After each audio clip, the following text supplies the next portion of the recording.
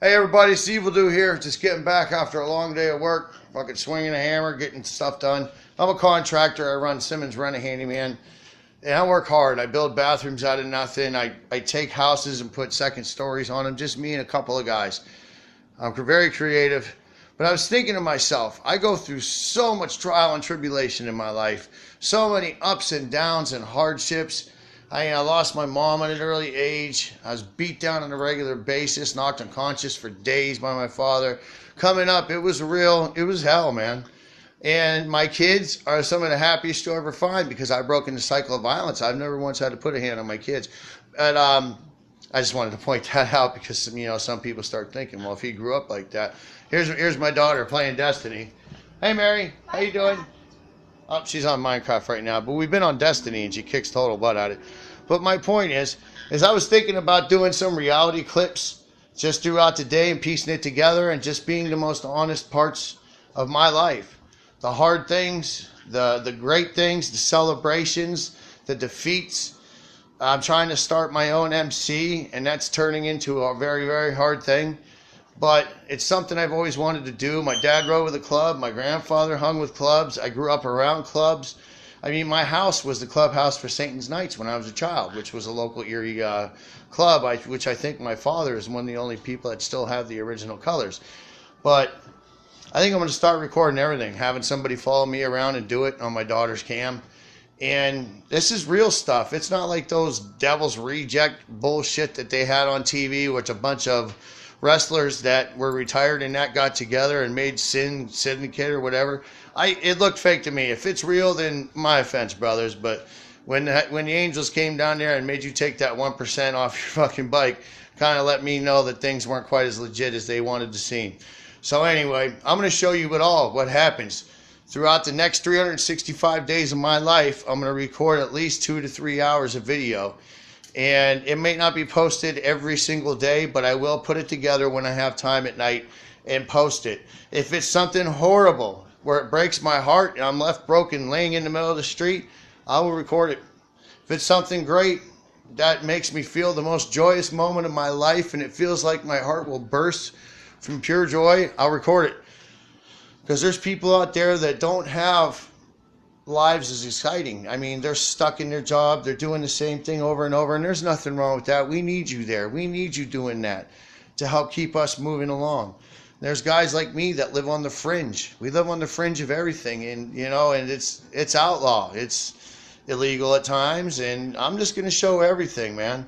And if it gets me locked up, it gets me locked up. If it liberates me as a person and allows me to touch somebody out there and help them feel like they're having excitement too. This is for you, man. This is for you and this is for me. I'm 41 years old and I'm taking one last run, a hard run at life. And I'm not going to quit.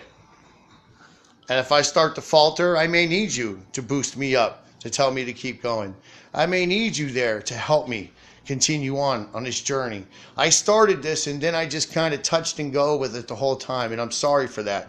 For those subscribers out there who stood by me, thank you. It made it all worthwhile. And one of our new subscribers from the band Evanescence, I won't say your name, she's really pretty though. Kind of narrows it down. Yeah, I was talking about the big guitar player. He's such a cute, no, I'm just kidding, I'm not gay. But there's nothing wrong with that. Do your own thing, man. I don't judge nobody. I'm going to start an MC. It's going to be called The Jokers. And I got permission for some clubs that are very important, and I'm not going to name because it's not my place to name them because I am not with them, although I support them. Okay? Let me just make that perfectly clear. My family and all that, everything we film, my son's boxing fights, trying to get my daughter into tap and jazz again because she's one of the greatest dancers you'll ever see in your life. She says no, but in her heart, she had a kid one time make a nasty remark to her because she's autistic and she was jealous of her because, dancing's about timing, and who's better at timing than an autistic kid that counts everything over and over?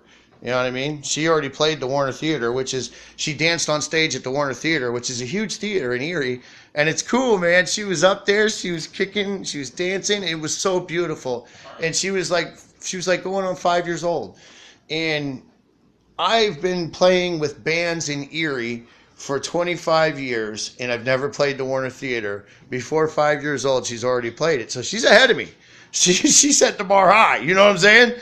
Hey, man, I want you guys to do this with me. I want to take you guys on this journey. I'm going to be president of the club.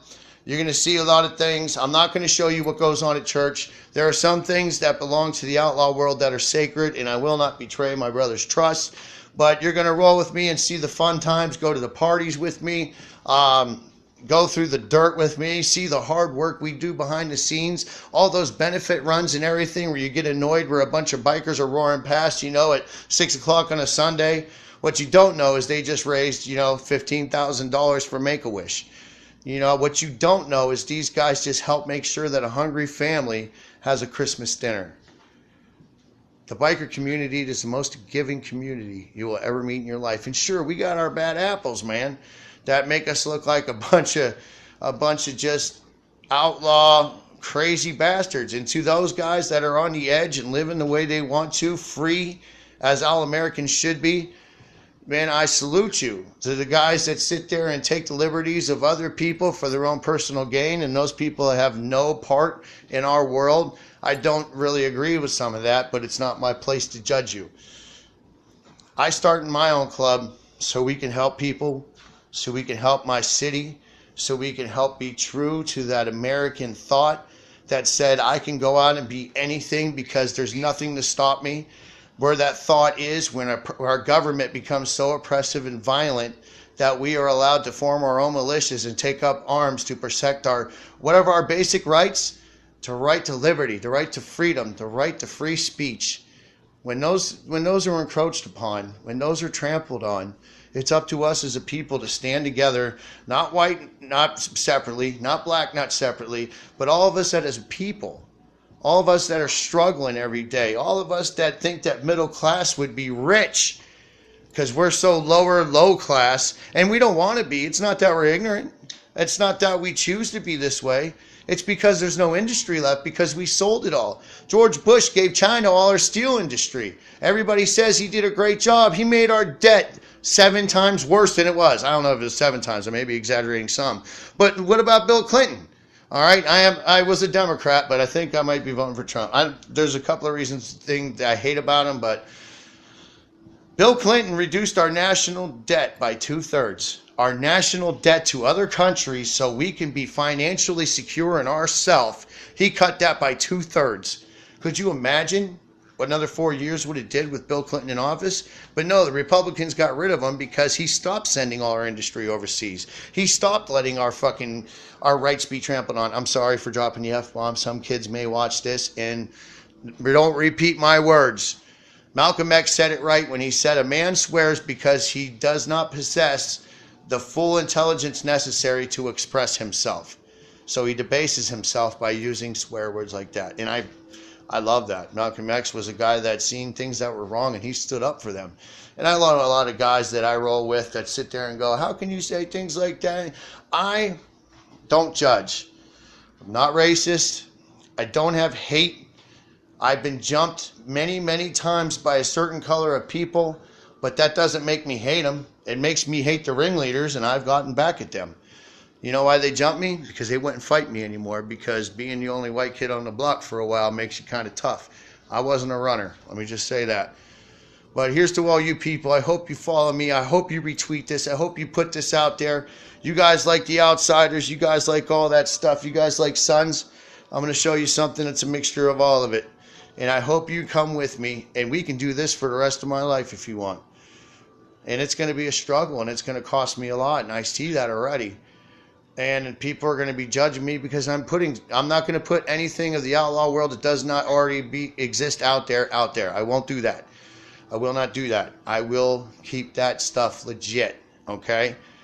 I believe in that. Like you believe in your Bible, I believe in these codes. I believe in honor.